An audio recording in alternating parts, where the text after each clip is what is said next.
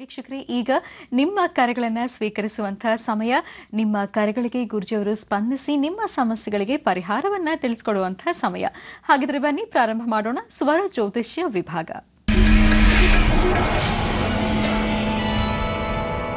ಕಾರ್ಯಕ್ರಮದಲ್ಲಿ ಮೊದಲನೇ ಕರೆ ಯಾರ್ದು ನೋಡೋಣ. ಹಲೋ ಹಲೋ, ನಮಸ್ತೆ ಅಮ್ಮ. ನಮಸ್ತೆ ಮೇಡಮ್. ನಿಮ್ಮ ಹೆಸರು? ನಾನು ಭದ್ರಾವತಿಯಿಂದ ಚೈತ್ರ ಅಂತ ಮಾಡ್ತಿರೋದು. ಯಾರ ಬಗ್ಗೆ ಮಾತಾಡ್ಬೇಕಿತ್ತು? ನಾವು ಅಪ್ಪನ ಬಗ್ಗೆ ಕೇಳ್ಬೇಕಿತ್ತು ಮೇಡಮ್. ನಿಮ್ ತಂದೆ ಇದ್ದಾರಾ ಜೊತೆಲಿ? ಇದಾರೆ ಮೇಡಮ್. ಡೇಟ್ ಆಫ್ ಬರ್ತ್ ಹೇಳ್ಬಿಟ್ಟು ಆಮೇಲೆ ಅವ್ರಿಗೆ ಕೊಟ್ರೆ ಆಗತ್ತಾ? ಡೇಟ್ ಆಫ್ ಬರ್ತ್ ಎಲ್ಲ ಬೇಡಮ್ಮ, ಸ್ವರ ತರಂಗದ ಮೂಲಕ ಗುರುಜಿಯವರು ಹೇಳೋದು. ಸರಿ ಮೇಡಮ್, ಕೊಡ್ಲಾ? ತಂದೆಯವ್ರ ಕೈಲಿ ಕೊಡಿ, ಅವ್ರ ಹತ್ರ ಮಾತಾಡಿ. ಹಲೋ, ಬೇಡ, ಅದೇನು ಮಾತಾಡೋದು. ಹಲೋ, ನಮಸ್ಕಾರ. ನಮಸ್ಕಾರ, ಹೇಳಿ. ನಾನು ವೆಂಕಟೇಶ್ ಅಂತ ಸರ್. ನಾನು ತುಂಬಾ ಒಂದು 6-7 ತಿಂಗಳಿಂದ ಭಾರಿ ತೊಂದರೆಯಲ್ಲಿದ್ದೀನಿ. ನಮ್ಮ ಮನೆಯವ್ರಿಗೆ ಹುಷಾರಿಲ್ಲ, ಹಂಗಾಗಿ ನನಗೆ ಕಾಲು ನೋವು, ಒಂದು 15 ದಿವಸದಿಂದ ಜ್ವರ ಬಂದು ಭಾರಿ ತೊಂದರೆ ಅನುಭವಿಸ್ತಾ ಇದ್ದೀನಿ ಸ್ವಾಮಿ. ಇಲ್ಲ, ಇದು ನಿಮ್ಮ ಸ್ವರತರಂಗ ಪ್ರಕಾರ ಈಗ ತಾವು ಈಗೆಲ್ಲ ಏನು ಸಮಸ್ಯೆಗಳನ್ನು ನೋಡ್ತಿದ್ದೀರಿ, ಈ ಸಮಸ್ಯೆಗಳು ಇನ್ನು 1 ವರ್ಷ 8 ತಿಂಗಳ ತನಕ ಈ ಸಮಸ್ಯೆಗಳು ಹೀಗೆ ಮುಂದುವರಿಯುತ್ತೆ. ಇನ್ನು 1 ವರ್ಷ 8 ತಿಂಗಳು ಆದರೆ ಇದು ಭಯಬೀಳಬೇಕಾದ್ದೇನಿಲ್ಲ. ಇದು ಗ್ರಹಸ್ಥಿತಿಗಳಲ್ಲಿ ಆಗುವಂಥದ್ದು, ಗ್ರಹ ನಕ್ಷತ್ರಗಳ ಚಾರ ಪ್ರಕಾರ ಬರ್ತಕ್ಕಂಥದ್ದು. ಆಗಿಂದಾಗಲೇ ಖಂಡಿತ ಅದಕ್ಕೆ ಪರಿಹಾರ ಇರುತ್ತೆ. ಅದನ್ನು ಆವಾಗಿಂದಾಗಲೇ ಆ ಸಮಸ್ಯೆನೂ ಬೇಗ ನಾವು ಬಗೆಹರಿಸ್ಕೊಳ್ಳಿಕ್ಕೂ ದಾರಿ ಸಿಗುತ್ತೆ. ಅದು ಬಿಟ್ಟರೆ ನಿಮ್ಮ ಸ್ವರತರಂಗ ಪ್ರಕಾರ ನೀವು ಬೇರೆ ತರಹ ಯಾವುದೇ ಥರ ಸಮಸ್ಯೆಗಳಲ್ಲ. ಅಂದರೆ ಕೆಲವು ಸತಿ ಏನಾಗುತ್ತೆ, ಮನುಷ್ಯನ ಸ್ವಲ್ಪ ಕಷ್ಟ ಬಂದ ತಕ್ಷಣ ನಮ್ಗೆ ಯಾರಾದರೂ ತೊಂದರೆ ಮಾಡಿದ್ದಾರೇನೋ, ಏನಾದರೂ ನಾವು ದಾಟಿದ್ದೀವೇನೋ, ಅಥವಾ ಯಾರಾದರೂ ತಂತ್ರಭಾಗ ಪ್ರಯೋಗ ಮಾಡಿದ್ದಾರೇನೋ ಅನ್ನೋ ಒಂದು ಮನಸ್ಸು ನಮಗಾಗತ್ತೆ. ಆದರೆ ನಿಮ್ಮ ಸ್ವರತರಂಗ ಪ್ರಕಾರ ಇದು ನಿಮ್ಮ ಗ್ರಹಗತಿಗಳಲ್ಲೇ ಆಗಿರ್ತಕ್ಕಂಥ ವ್ಯತ್ಯಾಸ. ಆದ್ದರಿಂದ ನೀವು ಭಯಬೀಳಬೇಕಾದಿಲ್ಲ. ಹನುಮನ ಆಲಯಕ್ಕೆ ಹೋಗಿ ಮಾರುತಾತ್ಮಜ ಪ್ರಸನ್ನಾಂಜನೇಯ ಸ್ವಾಮಿನ ಶ್ರದ್ಧಾಭಕ್ತಿಗೆ ಪ್ರಾರ್ಥನೆ ಮಾಡಿ, ಖಂಡಿತ ಅನುಕೂಲ ಆಗುತ್ತೆ. ಜೊತೆಗೆ ಒಂದು ಶಕ್ತಿ ದೇವಸ್ಥಾನಕ್ಕೆ ನೀವು ನಿಮ್ಮ ಪರಿವಾರ ಹೋಗಿ ಒಮ್ಮೆ ಮಡ್ಲಕ್ಕಿ ಕೊಟ್ಟು ಪ್ರಾರ್ಥನೆ ಮಾಡಿ ಬಂದ್ರೂ ಭಾಳಷ್ಟು ಅನುಕೂಲ. ಯಾಕೆಂದರೆ ಇತ್ತೀಚಿನ ದಿನಗಳಲ್ಲಿ ನಿಮ್ಮಲ್ಲಿ ಯಾವುದೇ ಒಂದು ಶುಭ ಕಾರ್ಯ ನಡಿಬೇಕಾದ್ರೂ, ಯಾವುದೇ ಒಂದು ಪೂಜೆ ಪುನಸ್ಕಾರದ ಬಗ್ಗೆ, ಯಾವುದೇ ಒಂದು ಒಳ್ಳೆಯ ಕೆಲಸದ ಬಗ್ಗೆ ಆಲೋಚನೆ ಮಾಡಿದ್ರೂ ತುಂಬ ವಿಳಂಬ ಆಗ್ತಾ ಇದೆ. ಅದರಿಂದ ಒಂದು ತಾಯಿ, ನಿಮ್ಮ ಮನೆ ದೇವರ ಒಂದು ದೇವಿಯ ದರ್ಶನಕ್ಕೆ ಹೋಗಿ ಬರೋದು ಭಾಳಷ್ಟು ಸೂಕ್ತ. ಹಾಗೆ ನಿಮ್ಮ ಆರೋಗ್ಯನ ಗುಣಪಡಿಸ್ಕೊಳ್ಳೋದಕ್ಕೋಸ್ಕರ ಪ್ರತಿ ಗುರುವಾರ ಒಂದು ಯಾವುದಾದ್ರು ಗುರುಗಳ ಸಾನ್ನಿಧ್ಯಕ್ಕೆ ಹೋಗಿ ದರ್ಶನ ಮಾಡಿ ಬನ್ನಿ. ಇಷ್ಟು ಮಾತ್ರ ಮಾಡಿ ಒಳ್ಳೆಯ ಯಶಸ್ಸನ್ನು ಸಿದ್ಧಿಪಡಿಸ್ಕೊಳ್ತೀರಿ. ಒಳ್ಳೆಯದಾಗಲಿ. ಭದ್ರಾವತಿಯಿಂದ ಕರೆ ಮಾಡಿದಂತಹ ಚೈತ್ರ ಅವರಿಗೆ ಕರೆ ಮಾಡಿದ್ದಕ್ಕಾಗಿ ಧನ್ಯವಾದಗಳನ್ನ ತಿಳಿಸ್ತಾ ಮುಂದಿನ ಕರೆ ಯಾರ್ದು ನೋಡೋಣ. ಹಲೋ.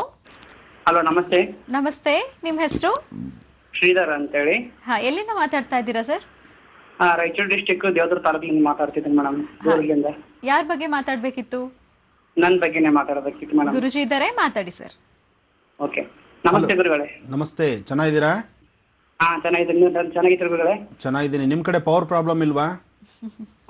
ಐತ್ರಿ, ಪವರ್ ಪ್ರಾಬ್ಲಮ್ ಐತ್ರಿ. ಇಲ್ಲಿನ ಪ್ರಾಬ್ಲಮ್ ಐತಿ ನೋಡ್ರಿ. ಬೆಳಿಗ್ಗೆ ಕಾರ್ಯಕ್ರಮ, ನಮ್ಮ ಕಾರ್ಯಕ್ರಮ ಎಷ್ಟೊತ್ತಿಂದ ನಿಮ್ಮ ನೋಡ್ತೀರಿ? ದಿವಸ ನೋಡ್ತೀವಿ ಸರ್, ಬೆಳಗ್ಗೆ 8ರಿಂದ 9 ಗಂಟೆ. ಅಂದರೆ ಪವರ್ ಪ್ರಾಬ್ಲಮ್ ಬೆಳಿಗ್ಗೆ ಹೊತ್ತೇನು ಪವರ್ ಪ್ರಾಬ್ಲಮ್ ಇರೋಲ್ವಾ? ಇರಲ್ರಿ ಗುರುಗಳೇ.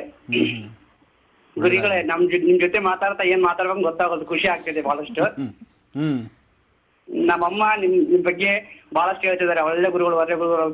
ಇಷ್ಟು ದಿವಸ ಟ್ರೈ ಮಾಡಿ ಸಾಕೈತ್ರಿ. ಇವತ್ತು ಕಲೆಕ್ಷನ್ ಸಿಕ್ಕಿತ್ತು. ನಾನು ಬಹಳಷ್ಟು ಲಕ್ಕಿ ಅನ್ಕೊಂತೀನಿ ನಾನು. ನಿಮ್ಮ ತಾಯಿಯವ್ರ ಆಶೀರ್ವಾದ, ನಿಮ್ಮ ತಾಯಿಯವರು ಸದಾ ಹೇಳ್ತಿದ್ರಲ್ಲ, ಸೊ ಅದು ಇವತ್ತು ನಿಮಗೆ ಕಾರ್ಯಸಿದ್ಧಿ ಆಗಿದೆ.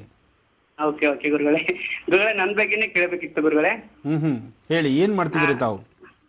ಈಗ ಮೇಡಮ್ ಸರ್, ನಾನು BEd ಮಾಡ್ಕೊಂಡಿದ್ದೀನಿ ರೀ. ಪಾರ್ಟ್ ಟೈಮ್ ನೌಕರಿ ಮಾಡ್ತಿದ್ದೀನಿ ಮೊರಾರ್ಜಿ ಹೈಸ್ಕೂಲ್ ಅಲ್ಲಿ. ಅದು ಮತ್ತೆ ಮೊನ್ನೆ ಎಕ್ಸಾಮ್ ಬರ್ತೀನಿ. ಗೌರ್ಮೆಂಟ್ ಜಾಬ್ ಆಗುತ್ತೆ ಎಲ್ಲ ಬಗ್ಗೆ ಕೇಳಬೇಕಿತ್ತು ಗುರುಗಳೇ. ಖಂಡಿತ ಜಾಬು ಆಗುತ್ತೆ. ಮತ್ತೆ ನೀವು ಮಾಡ್ತಾ ಇರತಕ್ಕಂಥ, ನೀವು ಆಯ್ಕೆ ಮಾಡ್ಕೊಂಡಿರೋ ಪ್ರೊಫೆಷನ್ ತುಂಬಾ ಚೆನ್ನಾಗಿದೆ.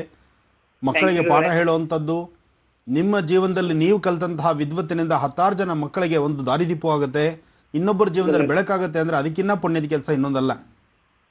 ಏನಂದ್ರೆ ನಿಮ್ಮ ಬದುಕು, ನೀವು ಆಯ್ಕೆ ಮಾಡ್ಕೊಂಡಿರ್ತಕ್ಕಂಥ ಬದುಕು ಎಣಿಸಿದ ಕಜ್ಜಾಯ ಇದ್ದಂಗೆ. ಅದು ಎಷ್ಟು ಬರುತ್ತೋ ಅಷ್ಟರಲ್ಲಿ ಆ ತಿಂಗಳನ್ನ ನೀವು ಮುಂದುವರ್ಸ್ಕೊಂಡು ಹೋಗ್ಬೇಕಾಗತ್ತೆ.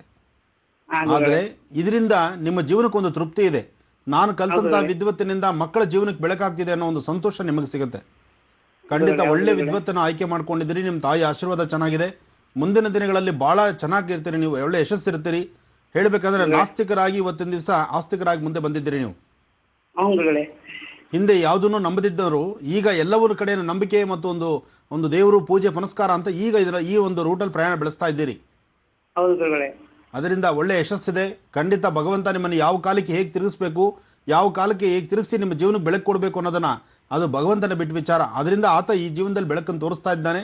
ಖಂಡಿತ ನೀವು ಚೆನ್ನಾಗಿರ್ತೀರಿ, ಒಳ್ಳೆ ಯಶಸ್ಸು ನಿಮಗಿದೆ.